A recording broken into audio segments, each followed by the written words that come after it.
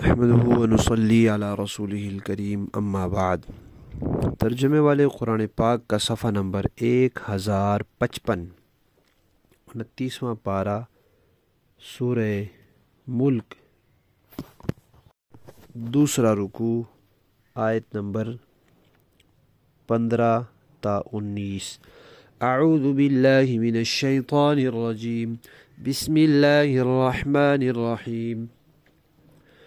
هو الذي جعل لكم الأرض ذلولا فامشوا في مناكبها وكلوا من رزقه وإليه النشور۔ أأمنتم من في السماء أن يخسف بكم الأرض فإذا هي تمور أم أمنتم من في السماء أن يرسل عليكم حاصبا فستعلمون كيف نذير۔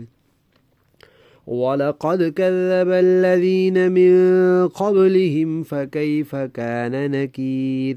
أولم يروا إلى الطير فوقهم صافات ويقبضن ما يمسكهن إلا الرحمن إنه بكل شيء بصير۔ صدق اللہ العظیم۔ گزشتہ آیات میں اللہ تعالیٰ کی قدرتوں کے تذکرے کے بعد دوزخ کا تذکرہ تھا، اور پھر جو اللہ تعالیٰ سے ڈرنے والے ہیں، ماننے والے ہیں، ان کے لیے مغفرت اور اجر کبیر کا تذکرہ تھا، اور اس بات کا کہ اللہ تعالیٰ ظاہر و باطن ہر چیز سے واقف ہیں۔ اب اللہ تعالیٰ اپنی قدرت کے کچھ اور نمونے پیش کر کے انسان کو متوجہ فرما رہے ہیں کہ دیکھو، اللہ نے زمین کو مسخر کیا ہے۔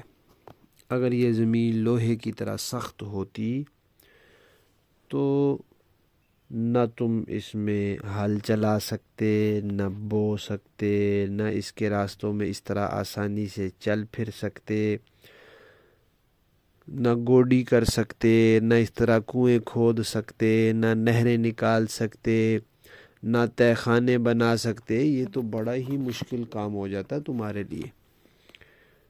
اب اللہ نے جو اس کو تمہارے لیے مسخر کیا ہے، اب تم جیسے چاہتے ہو اس کو کھودتے ہو، تہ خانے بناتے ہو، اونچی اونچی عمارات کی نیچی نیچی اور گہری بنیادیں رکھتے ہو، یہ سب اللہ نے تمہارے قابو میں دے دیا ہے۔ لیکن یہ یاد رکھو، اس زمین کے مسخر ہونے کی وجہ سے تم اس میں چل پھر کر جہاں کہیں بھی پہنچ جاؤ، تم نے لوٹ کر اللہ کے پاس ہی جانا ہے۔ اس آخری انجام کو یاد رکھو۔ دنیا کے اس کاموں میں اور اس آنے جانے میں اور اس پھرنے ٹرنے میں اس انجام کو بھول نہ جانا۔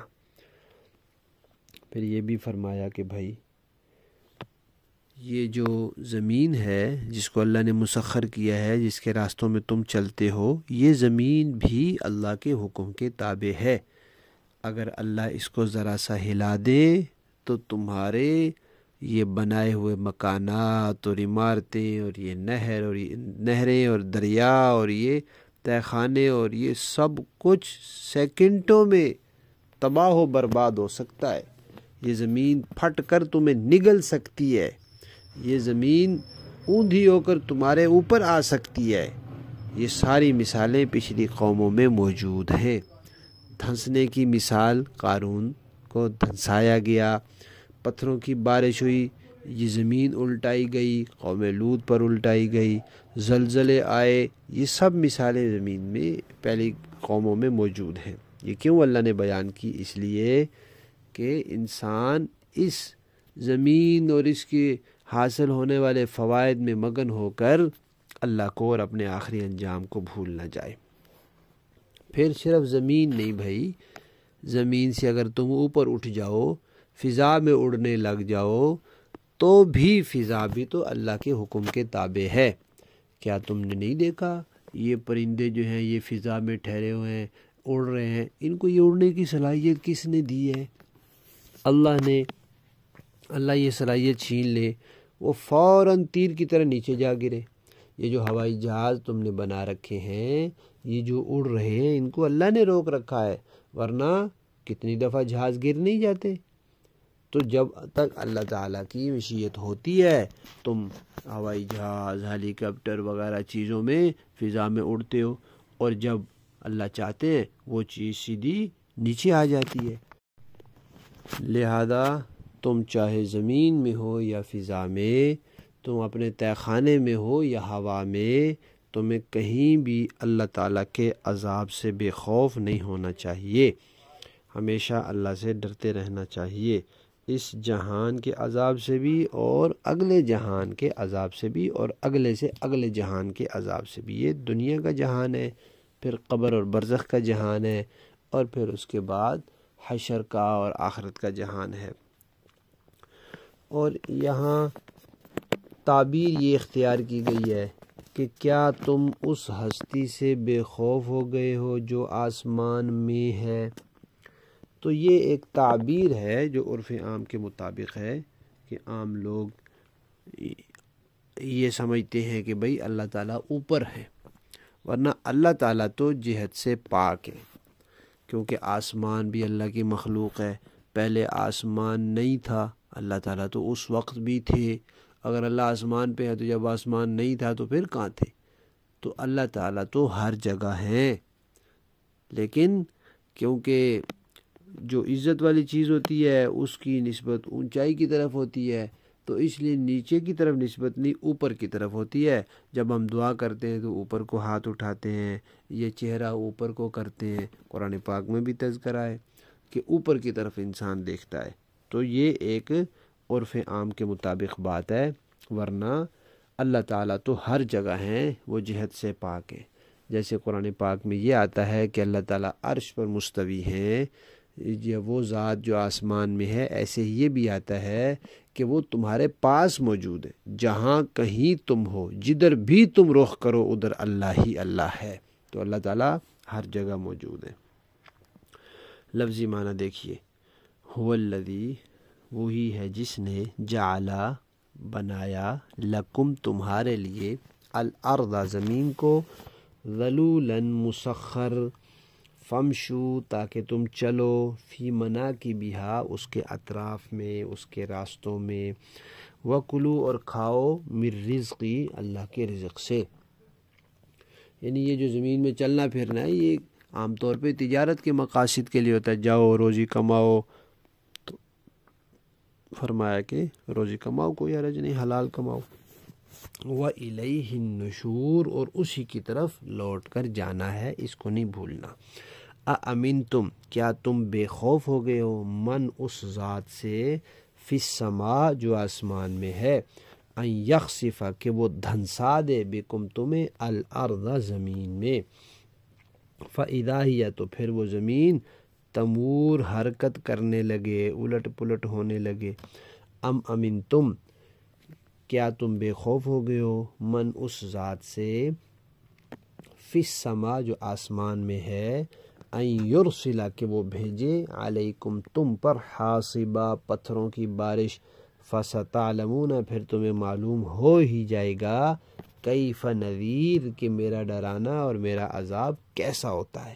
وَلَقَدْ، اور پکی بات ہے، کذب الذین، جھٹلایا ان لوگوں نے، من قبلہم، جو ان مکہ والوں سے پہلے تھے، فَكَيْفَ، کان نکیر، فَكَيْفَ، کیسے، کان، ہوا، نکیر، میرا عذاب۔ اولم یروا، کیا انہوں نے نہیں دیکھا، الی الطیر، پرندوں کو، فوقہم، اپنے اوپر، یعنی پرندے ان کے اوپر اڑ رہے ہوتے ہیں، صافات، پر پھیلائے ہوئے، ویقبضن، اور پر سکیڑے ہوئے۔ پرندہ پر پھیلاتا ہے تب بھی ہوا میں اڑتا رہتا ہے، پر سکیڑتا ہے تب بھی ہوا میں اڑتا رہتا ہے۔ ما یمسکہن، نہیں تھام سکتا انہیں کوئی، الا الرحمن، مگر خدائے رحمان، انہو، بے شک وہ، بِكُلِّ شَيْءٍ، ہر چیز کو بصیر دیکھنے والا ہے۔ باب محاورہ دیکھیں جی۔